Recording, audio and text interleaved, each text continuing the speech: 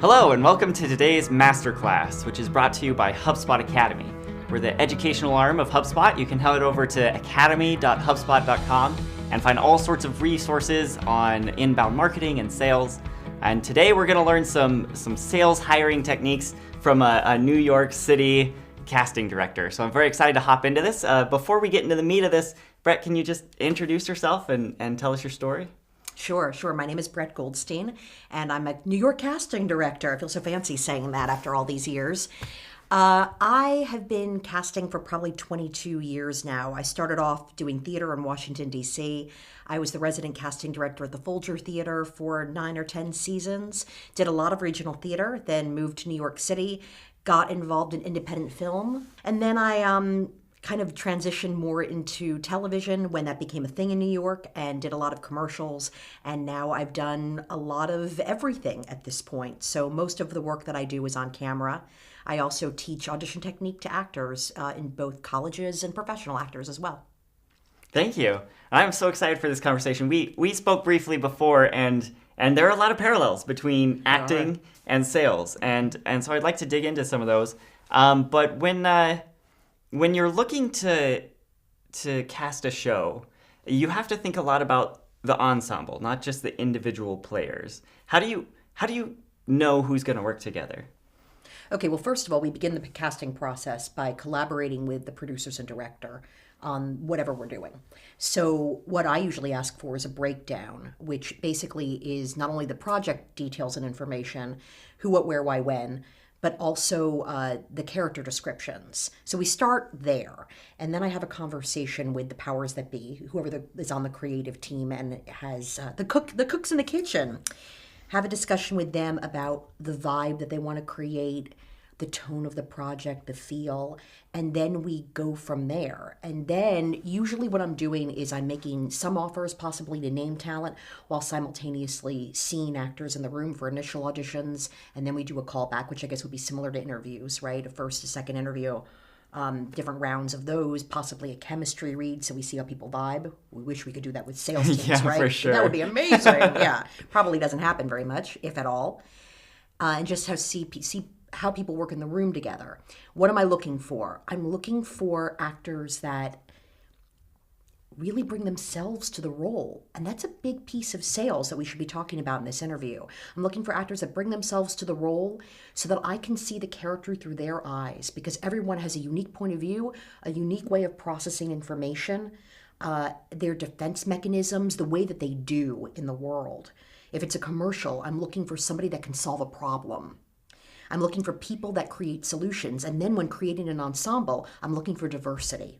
I'm looking not only for diversity in ethnicity, right? Like what you would think diversity is. I'm looking for diversity in energy so that everyone is bringing something from another part of the universe in terms of their own life and their own range of experience to the role and to the project, so that there's something for everyone in terms of the audience. I love that. And I think there are so many parallels there with sales because I love that you start out with sort of the vision and the overall, so many different factors you have to think before you even start interviewing people. And as people are building a sales team, there are different sales roles. There are different kinds of sales. Are you selling to businesses? Are you selling to individual people? Inside, outside, all the different kinds of sales. And you've got to think a lot about the way those roles work together and what sort of energy people need to succeed there.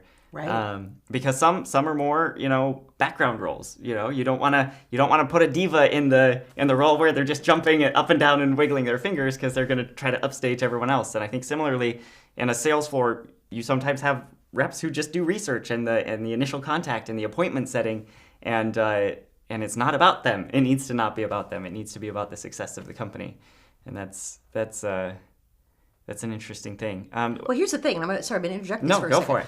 Let's say that you've got some celebrities, right? And you have to accommodate to them. And I would assume this is somebody that's been like the top dog on a sales force for a million years. And like they've got the right to be a diva to a certain degree. But when it comes to the client, there's no room for that. Yeah. We need people that are problem solvers in terms of actors and in terms of a sales force, right? And people that are going to really listen.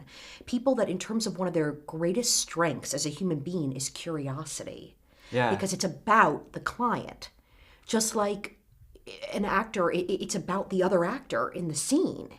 And that's how you're going to get what you want in the scene. With in acting technique, with actors, in terms of audition technique, in terms of acting technique, there's an objective, which is the goal, and then the actions or tactics, what gets you there.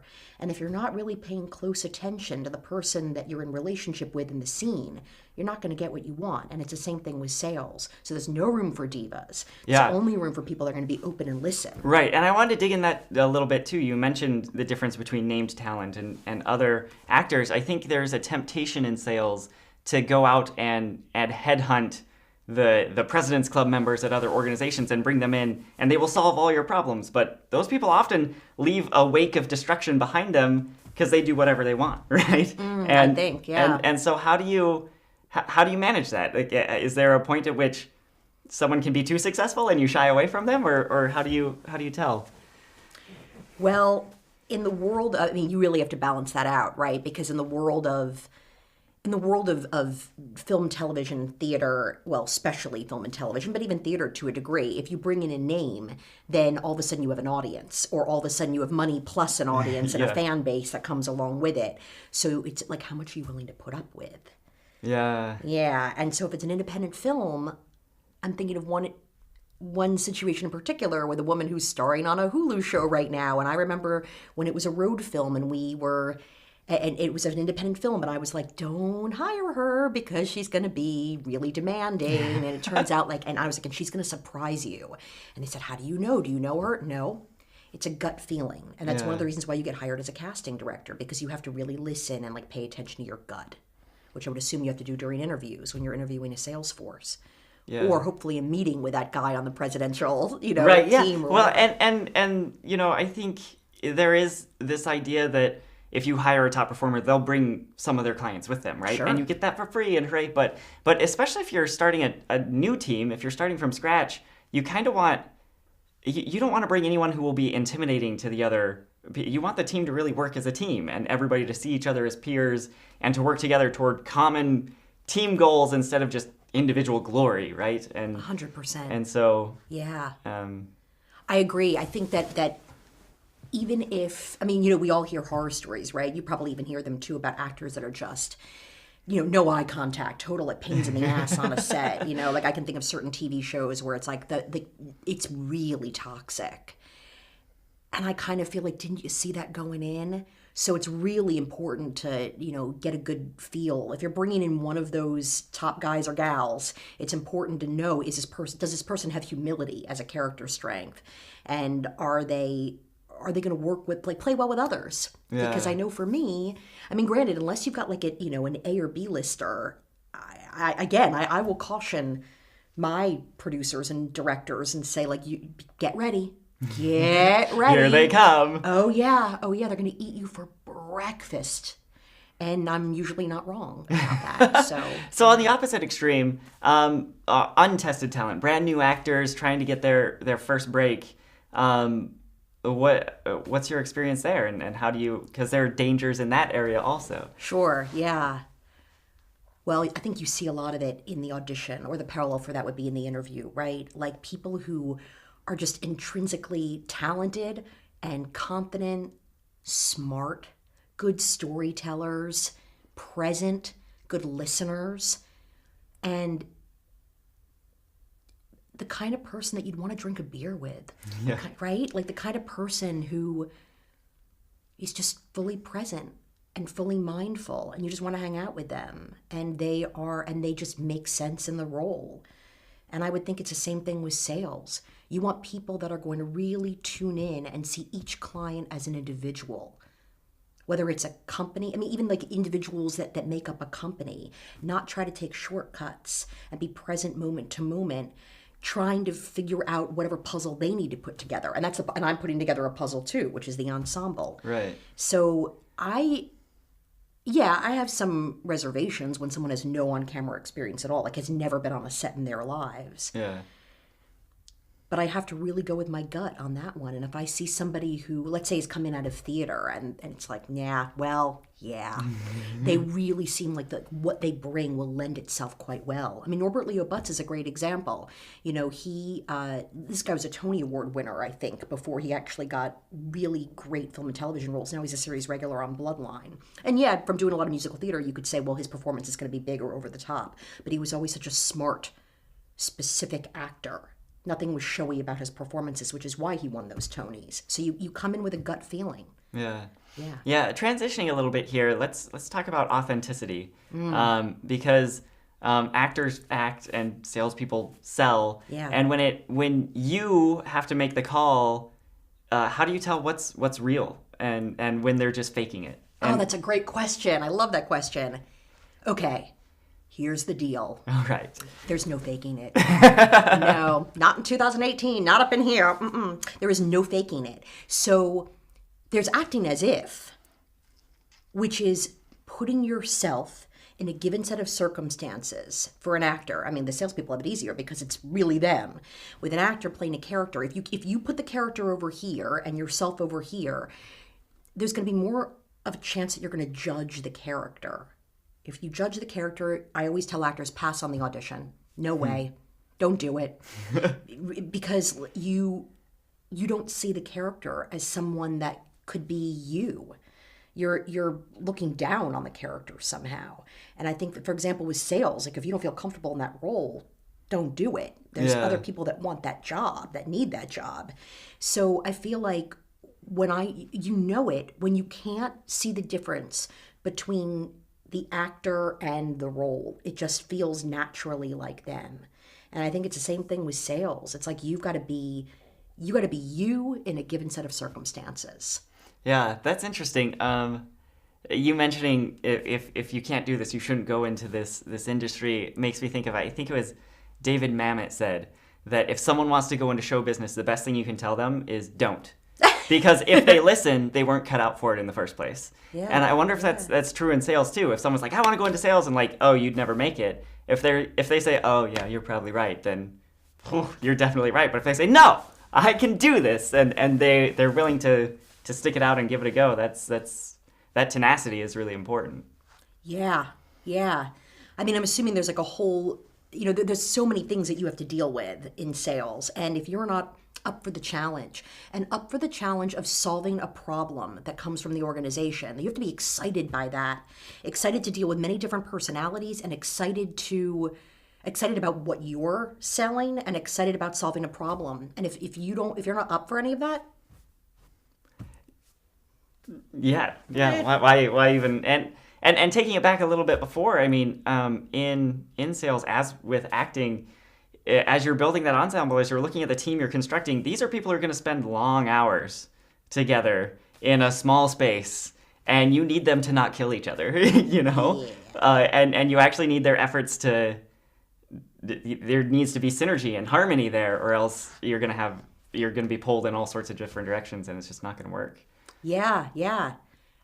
It's funny. I recently took this thing called the VIA Strength Survey. Have you ever heard of this? And the results were kind of alarming. So it's 24 strengths, right? And I mean, they're all strengths. They just rank them. Yeah. My weakest strength is teamwork. And I was like, damn, because I'm like constantly working with teams, right? But here's the thing, and I kind of let myself off the hook a little bit. I get in and get out. So right when everyone is breaking my balls, I am out the door, if that happens. Or like right when people start to get on my nerves, where I'm like, oh my God, I hate people. By that, and I don't mean the actors. It's generally everybody else, right? So it's always everybody else. I love the actors. Once I get to that point, I'm out the door. Teamwork has to be, for a sales team, that's got to be one of your highest strengths. Yeah. So if I were given an interview to somebody, I would really want to see how they really work with a team and how they collaborate, and really go with my gut feeling on that, because they're going to tell you anything you want to hear. Yeah. So, but you really have to think about that. How are they going to play well with others? And apparently I don't play all that well with others. So, but it sounds like you're a good judge of whether somebody will. And so totally. Yeah. And I'll put on a good show for a while. For me, it's, again, easy. I'm in and out. But with a salesperson that has to work with a team, they've got to be great. Yeah. Yeah, so sort of hitting this transition, let's talk about the role of soft skills and special skills. How do you think about that, and how do you measure that in someone? You know what really excites me, especially with commercial casting? Someone that doesn't come from a theater school background at all, someone that comes from a corporate background. I get really weirdly excited about that. Yeah. Why? Because that person comes from an entirely different walk of life where, frankly, they're used to boundaries. They're used to working in a I hate to say this, but a really professional way where Yeah. like often theater people are like, what? You know, Yeah. like, I mean, they're lovely, but there is this kind of boundarylessness to all of it. More so now, nowadays. But, it was kind of, there's also like kind of even with oversharing, there's way too much of that. And that was kind of the world that I was brought up in. So when I'm around somebody that actually has that line there, I find them to be great at selling a product, or if it's in the case of film and television, playing a role like an attorney or a judge or somebody coming from a corporate background. I love knowing that someone comes from a different walk of life. And so that's where special skills come in. It shows me that your whole entire life hasn't been about this one thing. Also, it shows me that you're curious.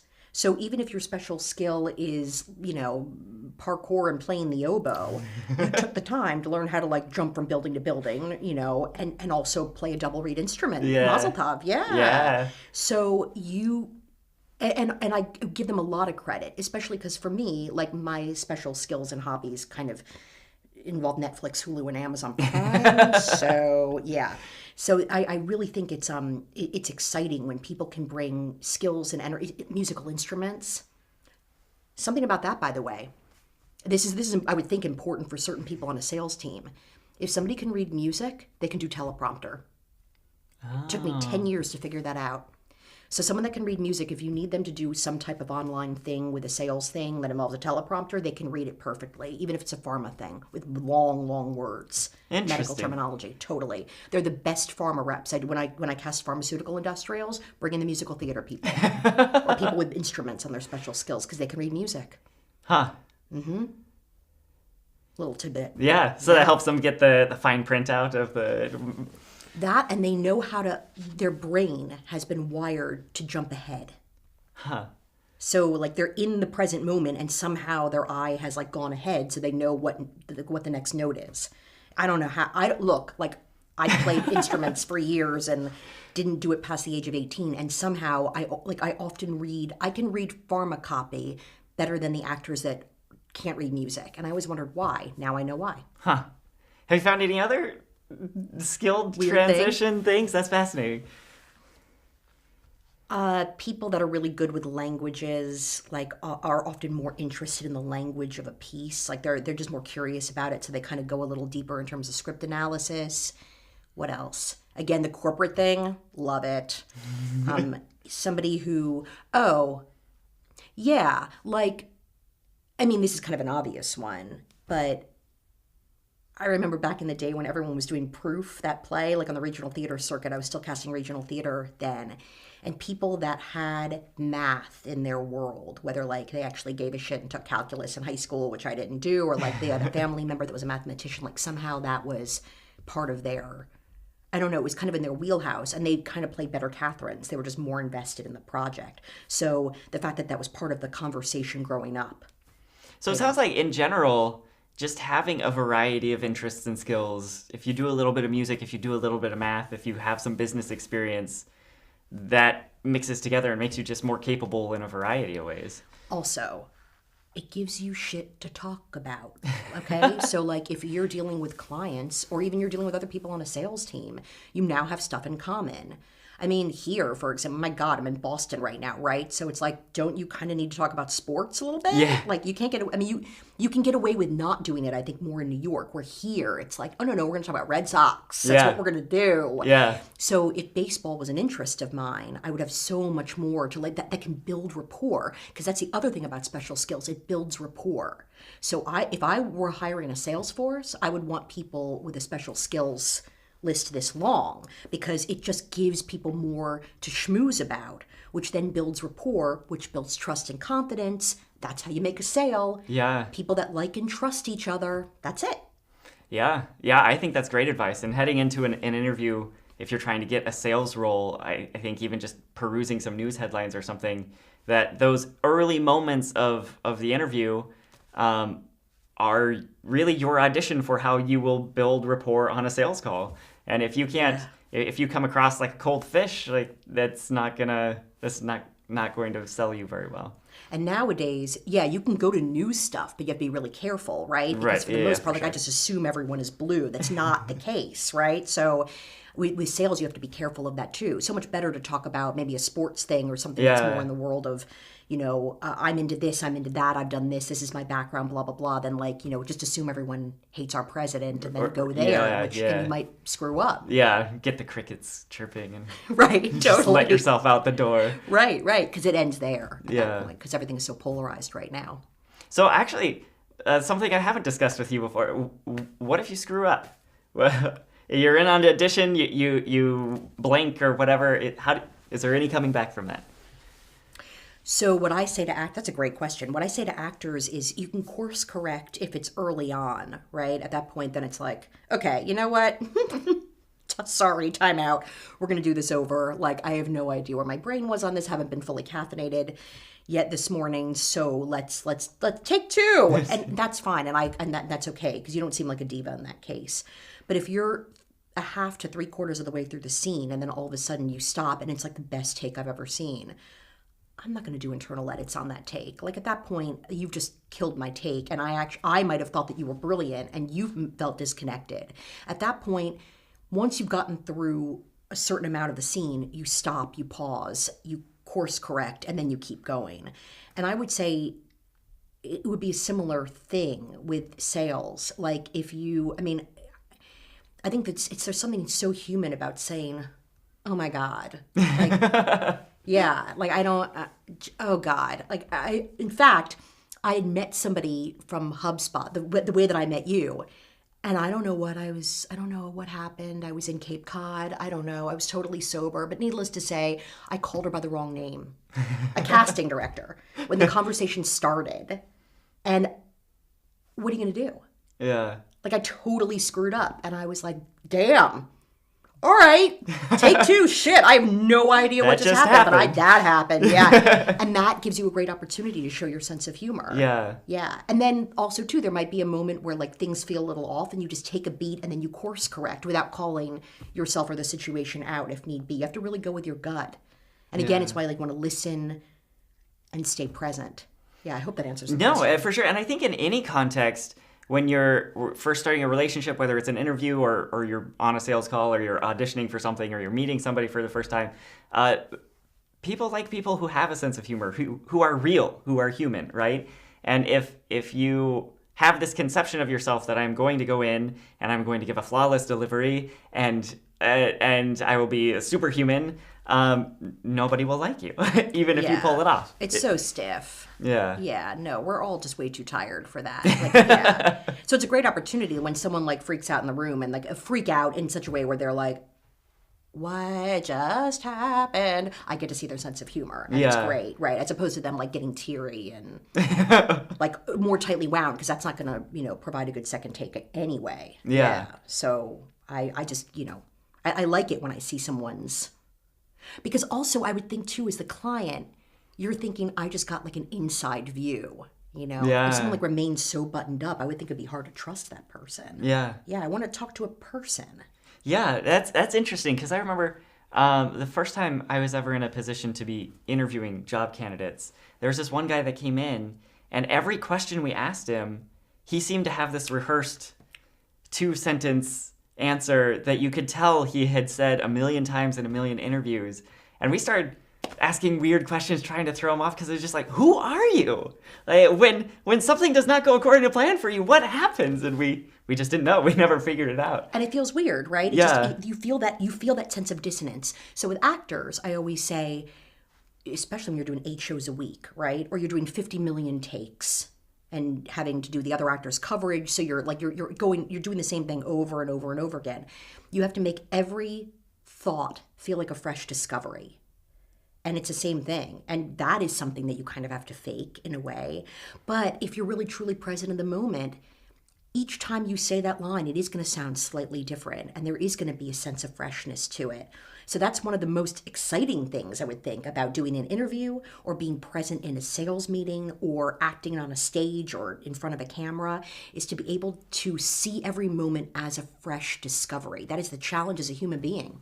Yeah. Yeah. Yeah. And I think to have things that can keep their excitement for you, right? If after so many first time meetings with people that story of that crazy thing you did in college is starting to feel stale to you, then time to pick a new story, right? Some other Like a exciting monologue. thing. Yeah, right. exactly. Pick a new one. Yeah. You're done with that.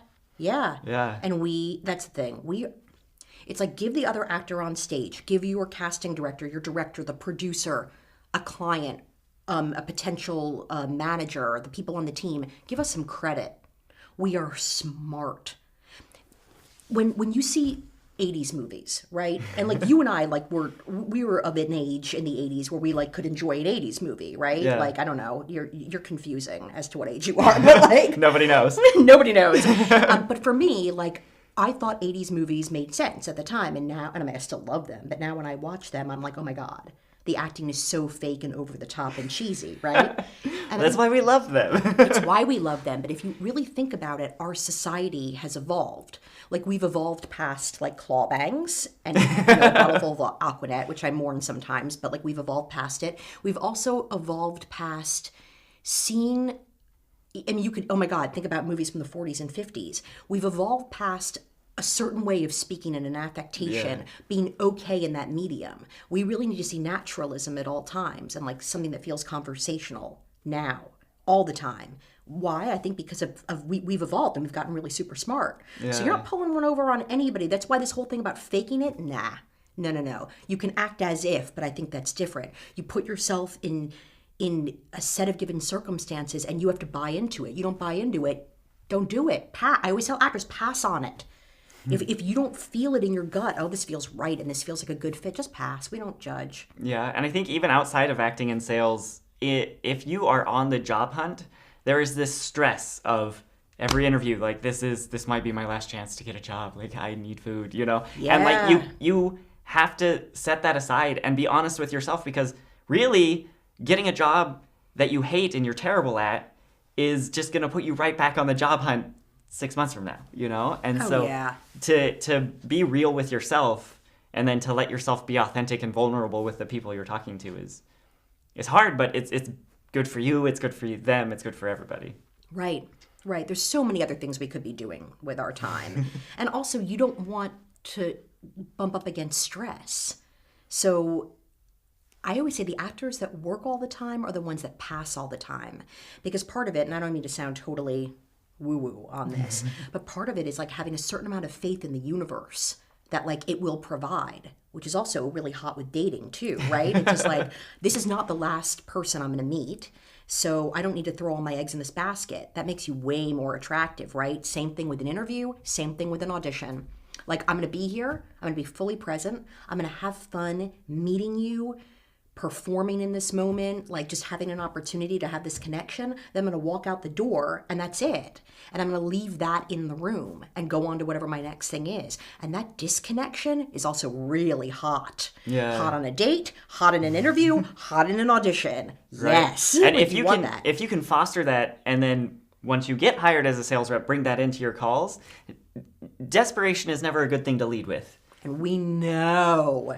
It doesn't take someone like me or you to know. Everybody knows. Yeah. We can sense fake. It's like you meet somebody at a party and you're just like, Yeah. I don't know. I don't know I don't like her, but I don't. Yeah. We can smell fake. We can smell phony. We can smell desperate. We can smell needy. It's no different than the way that you audition potential spouses or romantic partners or friends. Same thing. So you have to give everyone credit for being as intelligent, if not more than you are, and act accordingly. So Yeah. you got to be real. Yeah, for sure. This has been great. Do you have any other topics you're dying to hit on that we've hit a lot? We've covered a lot of territory here. Yeah. I think that if I were to and I've dealt with this in my life, like people that would try to that are working to sell me something. I'm looking for someone who is authentic, relatable, intelligent, someone I would be friends with, someone who I want to continue on a relationship with, someone who's patient. Perfect example. I was with my sister this morning, and she's got this realtor. I mean, I would never put up with my sister's shit, not in a million years. Oh my God. I mean, she's been sending this woman scrambling probably for over a year. And I said to her today, I was like, you must be really glad it's over. And she said, oh no, not at all. I want my clients, and she really sounded genuine, I want my clients to be really happy. And I've loved working with your sister. She's awesome. And I mean, I bought it, like hook, line, and sinker. If she was bullshitting me, I have no idea. And she's somebody who I think exemplifies these qualities. She's never steered my sister in a bad direction because she always listened to what my sister wanted. She was always fully present. She listened really well. She was smart. She knew what kind of coffee she liked. Like, she would go the extra mile. Yeah. And was just a real person. And they became friends through this whole experience. And I would look for those qualities too.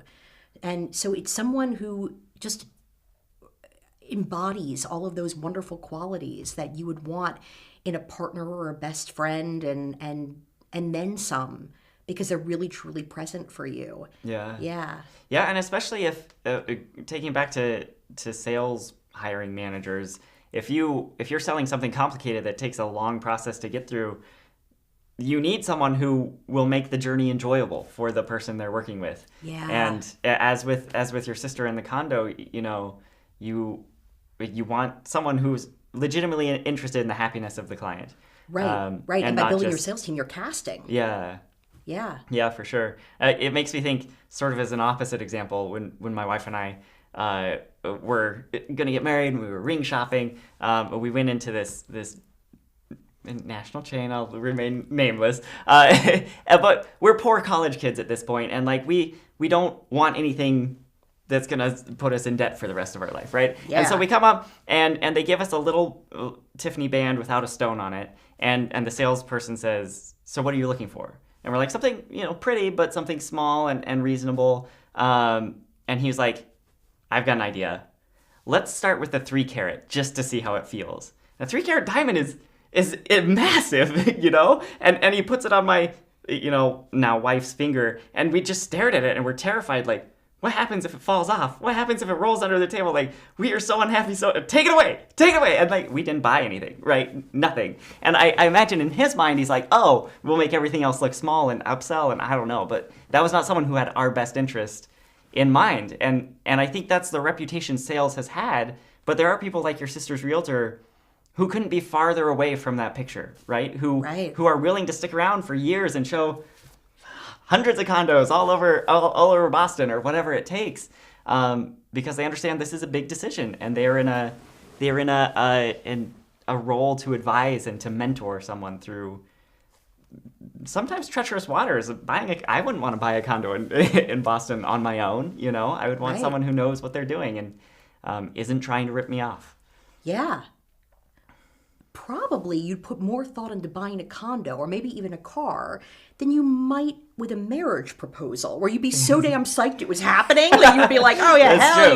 yeah. But like with a condo, it could take a year. Like, if you're not in a complete rush to do it, it's hard, because especially in a city, you're going to be making sacrifices one way or the other. So, and I would say it's the same thing for sales managers. Like, take the time that you need to take to assemble a fabulous team, and even have some mentor-mentee relationships built into that team. You really want to think about diversity when it comes to every aspect of building a team, and take your time and really be present and listen. Don't project, because I do this. Like, I'm not innocent. If you really need something badly, especially when like you're casting a series and like they need to shoot the thing and you need to like get it done, or I had a case with a film that I actually shot here where I went through 27 passes. Yeah, on direct offers. And I hated everybody that came in. By the end, like, they'd already started shooting the film. We had no lead. And by the end, I was just like making everybody the right person for the role in my crazy head. Yeah. There's that desperation again. There's a desperation. Right. So then it can come from the manager too, right? Yeah. Try to avoid that at all costs, because you won't fully be present to really get a vibe. And so much of it is trusting your own gut and your own intuition. because everyone's going to tell you what you want to hear, whether they're doing the sales or they're selling themselves in an interview. Everyone's going to give you a good, most people, I would think, if they're smart, they're going to put on a good show. You got to see, you got to really look past that. Yeah, for sure. Get a vibe of that person's true character. Well, this has been great. Thank you so much. Thank you. For anyone who's watching, do you exist on the internet somewhere? They can learn more about you, contact you, whatever the case may be? I do at BretteGoldstein.com, and if there's an E at the end of Brett, I don't know, my mother thought it would be a girly thing. BretteGoldstein.com. Awesome. Thank you. Cool, thank you.